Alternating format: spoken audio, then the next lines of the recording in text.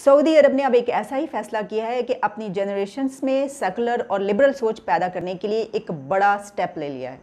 Saudi अरब ने अपनी text books और करिकुलम में महाभारत और रामायण को शामिल कर लिया है। अब सऊदी अरेबिया के स्टूडेंट्स छोटी उम्र से ही रामायण और महाभारत की स्टडी किया करेंगे। आपने सबसे पहले घबराना नहीं है।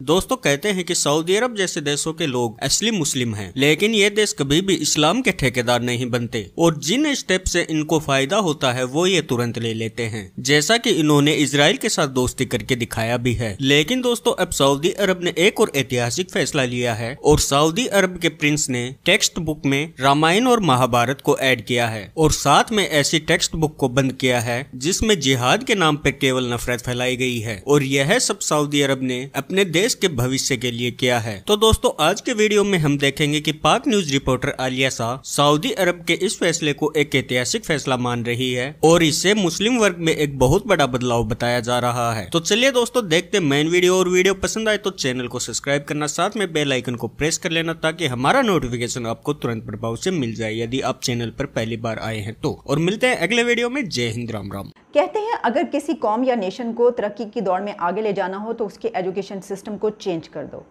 सऊदी अरब ने अब एक ऐसा ही फैसला किया है कि अपनी जनरेशन्स में सेकुलर और लिबरल सोच पैदा करने के लिए एक बड़ा स्टेप ले लिया है। सऊदी अरब ने अपनी टेक्स्ट बुक्स और करिकुलम में महाभारत और रामायण को शामिल कर लिया है। ये है सऊदी अरब का विजन 2030। अब सऊदी अरेबिया के स्टूडेंट्स छोटी उम्र से ही रामायण और महाभारत की स्टडी किया करेंगे। उन्होंने अपने एजुकेशन सिस्टम की ओवरऑलिंग का फैसला कर लिया है। गो देर कर दी, लेकिन फिर भी ये देर नहीं। इतना बड़ा फैसला करना कोई आसान काम नहीं था। अब वो हर कल्चर, हर मज़हब के मुतालिक बच्चों को तालीम देंगे। मोहम्मद बिन सलमान ने कहा जाता है कि ये तब्दीली लाने के लिए काफ़ी ज़्यादा अपोजिशन को सहा है, यानी काफ़ी उनके खिलाफ हो गए लोग, क्योंकि सेंचुरी से जो एक सिस्टम चल रहा है, जाहिर है कि उसको चेंज करना इतना आसान तो नहीं है। उसके लिए उनको अपोजिशन बर्दाश्त करना पड़ी और लेकिन वो ये जानते हैं कि जाहिर है कि वो इस अथॉरिटी में हैं कि जब वो कोई कानून नाफिज कर देंगे, फिर बेशक कोई उनके जितना मर्जी खिलाफ हो, उसको वो लॉ मानना पड़ेगा, उसकी कोई फिर खिलाफ वर्जी नहीं कर सकता। यही वजह है कि वो फैसला सादर कर देते हैं और उसको नाफिज भी कर देते हैं। नाज़रीन, ये दुनिया के इतने बड़े बड़े फैसले हैं सऊदी अरेबिया के कि जिनके मुतालिक सिर्फ बोलना आसान है वरना बहुत मुश्किल है। इसके मुतालिक रिसर्च इंस्टीट्यूट इम्पैक्ट सी की एक रिपोर्ट आई थी कुछ अर्सा पहले और उस रिपोर्ट में इसकी कुछ तफसीलात भी आई थी, जिसमें कहा गया था कि 2020 या 2021 में जो किताबें हैं आने वाली, उनमें से सऊदी अरब ने जो हेट्रेड मटेरियल है, हेट्रेड पर मबनी मटेरियल, उसको ख़त्म कर दिया है। बहुत सी चीज़ें ऐसी थी, ऐसे सब्जेक्ट्स थे जिनके मुतालिक ये बताया गया था उस रिपोर्ट में कि उनको या तो अमेंड कर दिया गया है और या फिर उनको उसमें से काट दिया गया, उड़ा दिया गया उस हिस्से को, उस चैप्टर को। मसलन इसकी कुछ मैं आपको मिसालें भी देती हूँ कि पहले सऊदी अरब की जो बुक्स थी उसमें जो कुछ ऐसे चैप्टर्स थे जिसमें पढ़ाया जाता था कि जो यहूदी हैं वो दुनिया को कंट्रोल करते हैं और वो इस दुनिया पर उन्होंने काबू पा लिया है और वो इसलिए कंट्रोल करते हैं कि हम सबको काबू पर कर सकें। अब ये मटेरियल ख़त्म कर दिया गया। इसके अलावा शहादत और जिहाद पर मबनी भी कुछ बहुत सारा मवाद मौजूद था उन बुक्स में, लेकिन उस मवाद को भी, वो चैप्टर भी अब ख़त्म कर दिया गया है। एक और बात ये उसमें लिखी हुई थी कि जिसमें कहा जाता था कि इसराइल एक नाजायज़ रियासत है और इसको जो है वो तस्लीम नहीं किया जा सकता। यानी ये कि कुछ मुल्कों और कुछ मज़ाहिब के मुतालिक बहुत हेट्रेड पर मबनी या ये कि नफ़रत आमेज़ मवाद जो है वो पढ़ाया जाता था बच्चों को वहाँ पर भी, उन बुक्स में। लेकिन अब वो तमाम मवाद, वो तमाम चीज़ें जो हैं वो ख़त्म कर दी गई हैं। यहाँ तक कि दरियाए नील, फ़ुरात, इस तरह की जो जियोग्राफिकल हमारी जो सरहदें हैं, जो बॉर्डर्स हैं, उनके हवाले से भी बहुत सारी चीज़ें पढ़ाई जाती थी। उनको भी अमेंड किया गया है या फिर उनको चेंज कर दिया गया, उनको ख़त्म कर दिया गया या उनको काट दिया गया। ये बात करना बहुत आसान है लेकिन ये करना बहुत ही मुश्किल है। इसकी वजह यह है कि सऊदी अरब दुनिया का इस्लाम और मुसलमानों के हवाले से लीडर समझा जाता है। जब मुस्लिम उम्मा का तस्वर आता है तो हम ये कहते हैं कि हर बात में मुसलमान सऊदी अरब की जानिब देखते हैं। अगर कोई मसला बड़ा दरपेश हो जाए तो हम फ़ैसला वहाँ से लेते हैं। अगर कोई फतवा लगाना हो किसी चीज़ पे, किसी ने ये कर दिया तो हम फैसला वहाँ से आता है। तो वहाँ पर एक ऐसे मुल्क में जो कि जिसका सारा दारोमदार, जिसका तमाम जो काम चलता है वो मज़हब के गिर्द घूमता था, वहाँ पर ऐसी चेंजेस लाना एक बहुत बड़ा फ़ैसला था, लेकिन ये फ़ैसला ले लिया गया है। और ये फ़ैसला इसलिए ले लिया गया है कि आप आइंदा देखिए कि मुस्तकबिल में कि ये जो नेशंस ये ऐसा कर रही हैं वो कहाँ पर पहुँचती हैं।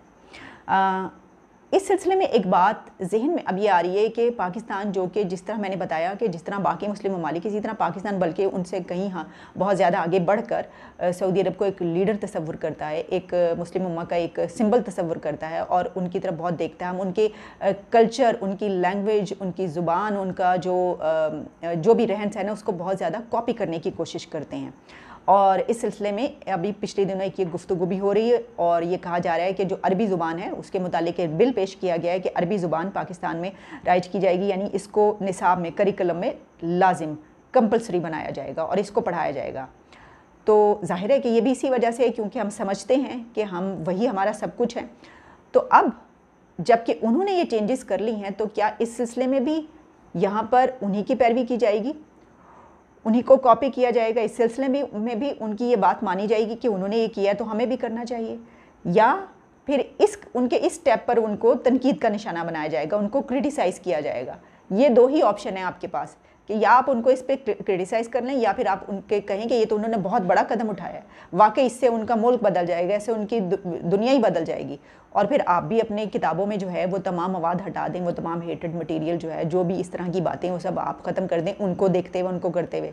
एक तो ये है ऑप्शन। दूसरा ऑप्शन आपके पास ये है कि आप क्रिटिसाइज़ करें और क्रिटिसाइज़ में आप ये करें कि ये तो दरअसल इसलिए किया जा रहा है क्योंकि आप देखें ना कि वो जो एक हम देखते रहे हैं कि सिफारती सतह पर जो है वो इसराइल को मानने और उसको जो है तस्लीम करने के हवाले से पहले दुबई और उसके ऊपर बाद सऊदी अरब तक जो है ये मामला पहुंचा है। तो अब कहा यह जाएगा कि वो तो इसलिए कोशिशें कर रहे हैं, ये दरअसल उनकी एक साजिश है और वो क्योंकि उनको तस्लीम करवाना चाहते हैं इसलिए वो जानबूझ के उन्होंने प्रेशर में डालकर जो है उन्होंने दबाव में डालकर ये सब कुछ करवाया है। तो चलिए इसको भी तो फिर आप डिप्लोमेटिक सक्सेस ही कर लें, उनकी डिप्लोमेसी की आप सक्सेस कर लें, ये भी तो उनकी जीत ही है अगर उन्होंने ऐसा करवाया है।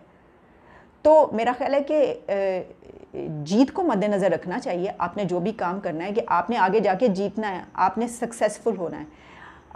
यही काम आप अपना नैरेटिव लेकर जाएं दूसरों तक, आप कहें कि हमारा जो नैरेटिव है आप उसको तस्लीम कर लें। अगर दूसरे आपके नैरेटिव को तस्लीम कर लेते हैं तो ये आपकी सक्सेस होगी, आप इसके बारे में सक्सेसफुल कहलाएंगे कि देखिए इन्होंने ये कहा था, इनकी बात मान ली गई। लेकिन सोचने की बात ये है कि अगर वाकई सऊदी अरब ने ये सब काम इसलिए किया है कि वो ये चाहता है कि उसकी नस्लें आगे बढ़ें, वो ये चाहता है कि जो एक शिद्दत पसंदी इस दुनिया को जो ख़त्म कर रही है, एक एक्सट्रीमिज़म, एक शिद्दत पसंदी, और अब वाकई ये सोच जहन में आ गई है कि जब तक हम अपने निसाब को चेंज नहीं करेंगे, जब तक हम एजुकेशन सिस्टम को चेंज नहीं करेंगे, तब तक हम आगे नहीं बढ़ सकते। अगर इस सोच के तहत ये किया गया है तो उसकी पैरवी करनी चाहिए या नहीं। बहरहाल ये सब बातें तो बहुत सोचने की हैं और इन पे जो है वो काम आगे चल के होगा या नहीं होगा, लेकिन ये एक बहुत बड़ी सक्सेस है उनके लिए, एक बहुत बड़ा स्टेप है जो आने वाले दिन, आने वाले साल, डेकेड्स बताएंगे कि उन्होंने ये काम करके क्या कर दिखाया। और वैसे भी देखिए कुछ अर्सा पहले तक हम दुबई को, यूएई को ये कहते थे कि देखिए जी उनको तो कुछ आता ही नहीं है, वो तो ऑयल का पैसा आ रहा है, तेल का पैसा आ रहा है, वो तो एक अयाशी करते हैं, बस बैठे रहते हैं, कोई काम। वो कौम उसने अचानक अपना मिशन मार्स पे भेज दिया। कैसे? अचानक तो कभी ऐसा नहीं होता, ये हमें अचानक लगा। इसकी वजह ये है कि वो अपने एजुकेशन सिस्टम को बहुत चेंज कर चुके हैं। काफ़ी अर्सा पहले ही उन्होंने ये सब कुछ पढ़ाना शुरू कर दिया और उन्होंने अपनी जो साइंस की एजुकेशन थी, साइंस एजुकेशन पर तवज्जो दी। और हमने एक दिन देखा कि वो लोग मार्स पर पहुंच रहे हैं जहां पर हमारे मुल्क में कहा जाता था कि वो तो, आप ये देखिए कि यूएई इस वक्त कहाँ पहुंच गया। वो मुल्क ऐसा है कि जहां पर अब इस वक्त ये कहा जा रहा है कि पूरी दुनिया से जो लोग हैं वो वहाँ पर जा रहे हैं और वहाँ पर जाके इन्वेस्टमेंट कर रहे हैं और हो रहा है ऐसा। और वो एक ऐसा हब बन चुका है जहाँ पर किसी भी मज़हब, किसी भी फ़िरके, किसी भी कल्चर से ताल्लुक़ रखने वाला इंसान जो वहाँ पर जाता है और बड़ी खुशी से ज़िंदगी गुजारता है। और वो तरक्की में कहाँ निकल गए, लेकिन इसकी वजह ये थी कि उन्होंने अपनी सोच को बदल लिया।